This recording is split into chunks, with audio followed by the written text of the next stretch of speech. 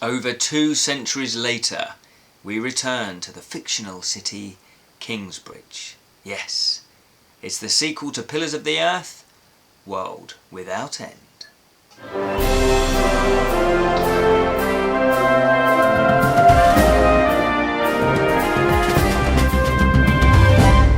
Hello and welcome to the Bottled Imp, exploring the realms of fantasy. My name is Ken Follett and today we are looking at, as I said before, the Pillars of the Earth sequel, World Without End. And actually here it says the magnificent sequel to Pillars of the Earth. Well, it's 1,111 pages long. Let's find out if it truly is magnificent. The setting for World Without End is roughly about 150 years after the original book, Pillars of the Earth. So it is 1327, and we have descendants from Kingsbridge, this fictional city in the original one, and it's the descendants of Kingsbridge. Basically, there's a few descendants, and there's obviously new characters involved as well. And 150 years later, the city has grown, there's bigger population, things have moved on, there's kind of, better roads in place, and the infrastructure is better. But there's 2 main plots, and the first one concerns, again, I don't know how to pronounce it, Mithrin. I think that's that Lord of the Rings name. Methin, Meth, can't be that. Methin, I think that's how you pronounce it. And he is a descendant from Jack Builder and a lady Aliana, and he is an apprentice builder, and so obviously he has a master builder that he is learning the trade of building, just like his predecessor, his relation in Pillars of the Earth, Jack Builder. So we have that storyline, and there is an event that happens. There's a chance for him to outshine his master builder, and you can imagine that the master builder doesn't really take too kindly to that, because Mithrin is an intelligent guy. He thinks about building in a different way, whereas the master builder has got the traditions of this is how you build something, don't be silly, you can't do anything differently. But of course he does outshine this master builder, and therefore he has to, there's a bit of strife that happens, and he actually then is outcast from the Guild of Building, which is going to be quite tricky if you want to be a master builder. Then we have another plot which concerns Caris, and she's the daughter of Edmund Wooler, who is a direct descendant of Tom Builder from the original Pillars of the Earth. Now, he's also the alderman of the parish guild, so he's basically in charge of the guild, so he's a very powerful man. And Caris, she's ambitious, she's intelligent, she's bright, and she's supported by her father in her dream of becoming a doctor. Now, back in 1327, that's not going to happen. Surely a woman can't be a doctor. Don't be ridiculous. So she's got all the odds against her. But luckily her father's very supportive, and he's very encouraging, and she's very determined to make this happen. She's definitely going to try to make her dreams come true in that respect. And there is a plot strand that links both of them, because Methrin and Caris are actually childhood sweethearts, and they're starting to plan, their relationship a bit more. They start to think, yes, should we get married? Should we have children? And start, they don't really consider a life apart. They think that, yeah, that's how it is. We were both born in the city, we've grown up together, they're very obviously in love, basically. And this is a novel though, isn't it? So is that really going to run smoothly? No, of course it's not. There's a big event that happens in Caris's life that means that her whole world is turned upside down. Again, I don't really want to do any spoilers here, but it really does destroy all of her dreams and her plans. It's quite a devastating thing that happens to her. But there is just a little slither of hope. So those are the 2 main plots. Then there are sort of bigger plots that happen, if you like, because those concern day-to-day people that, have their own lives and their own struggles to deal with. But like Pillars of the Earth, it does look at the bigger political situation with the royalty and the government of the time. And also, it also looks at the, when I say government, I kind of mean hierarchy within royalty. That's kind of what I mean. But it also then looks at the religious side of life, because obviously 1327 religion is still a major force in England and still has a lot of power. It controls a lot of people. There's certain things that people have to do in order to live and to survive, and the church is part of that. It's a big landowner at the time. And so it looks at the way that religion kind of rules people's lives. And like Pillars of the Earth, there's the cathedral, which is a main kind of conduit for this look at the life of a religious person and how religion can, in some respects, interfere with people's lives, and how you get the harsh nature of reality up against kind of more of a spiritual aspect, and they don't always correspond as you would think they do. So you've got those two kind of bigger themes, bigger kind of plot strands running through it. Now the themes are there's a couple of them that run through, obviously. One, it does look at the whole concept of, well, is love enough to make it as a relationship? What about all the other things like money and position and power and situation, and especially the class system?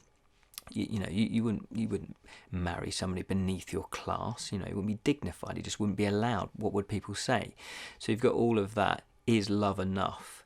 And obviously, if you're in love and you can't fulfill that love for whatever reason, for circumstances that's out of your control, do you just give up on that love, or do you keep the faith? Do you have faith that no matter what obstacles are thrown in your way, that love will actually conquer all?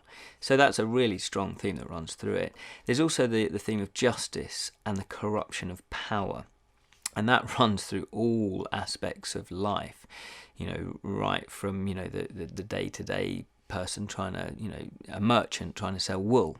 Are they corrupt? Are they selling you what they say they're going to sell? Are they, is a barman going to give you short measures?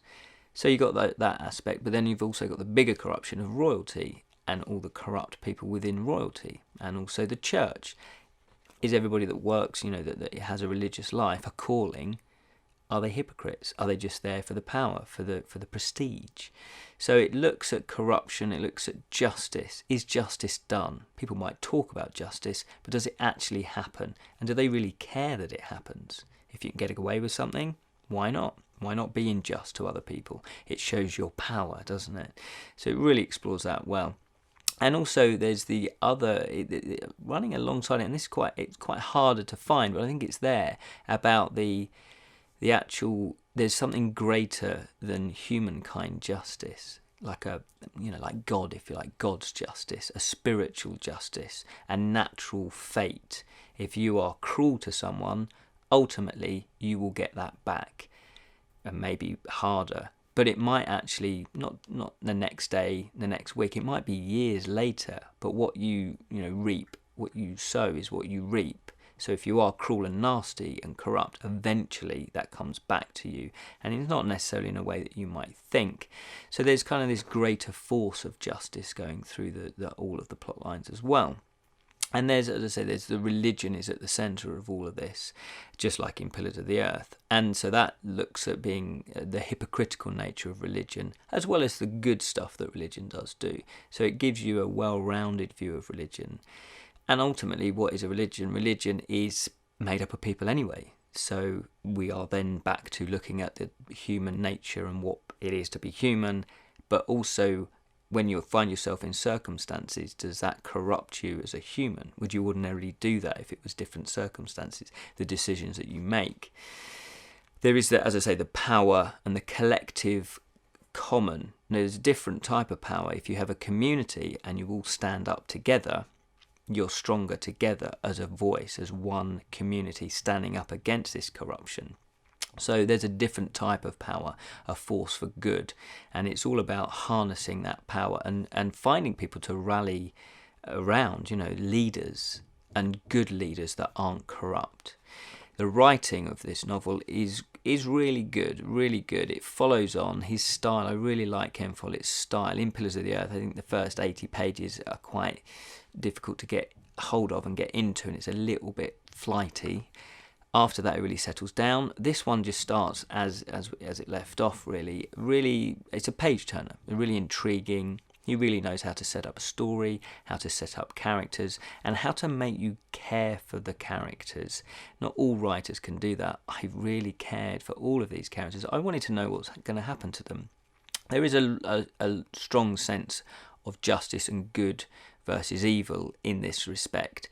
And so when something happens that you read and you think, hang on, I really need that character to have their comeuppance, and it doesn't really happen, not for a long time, if at all, then you kind of, there is that sense of, so it evokes those feelings in you.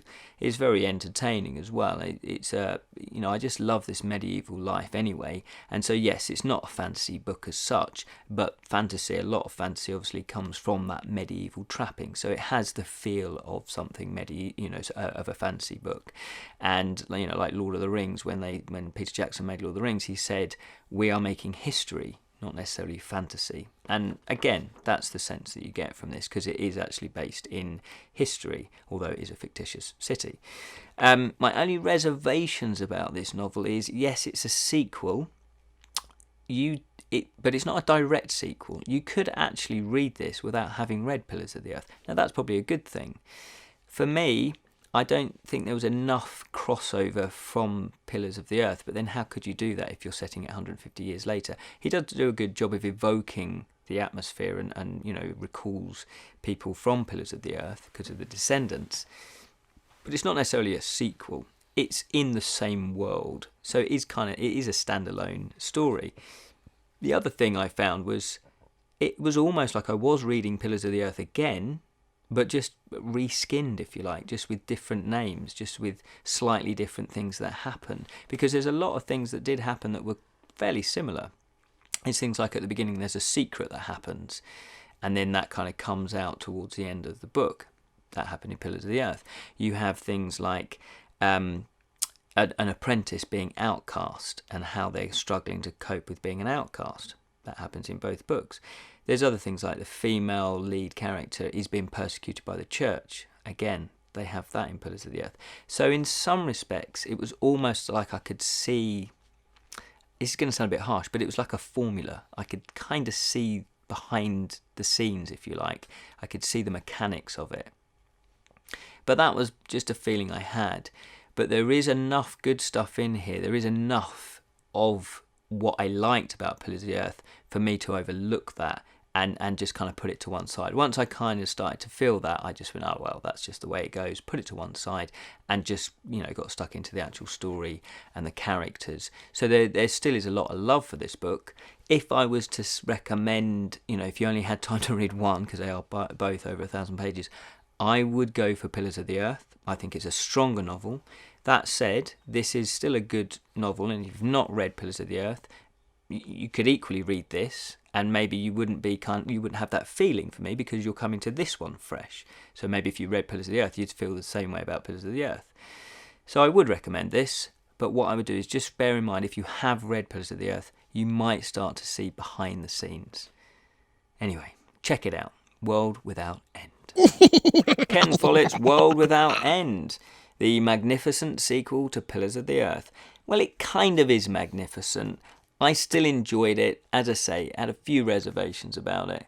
But I did enjoy immersing myself back in the world. I guess it's like, anything where you create a world, you want to go back to it if you've enjoyed the first one. Remember, we've got other episodes, other reviews on our YouTube channel. Check those out. We've also got, a Pillars of the Earth board game review as well. And there is actually a board game of World Without End. I've not played it. Could be good, could be bad.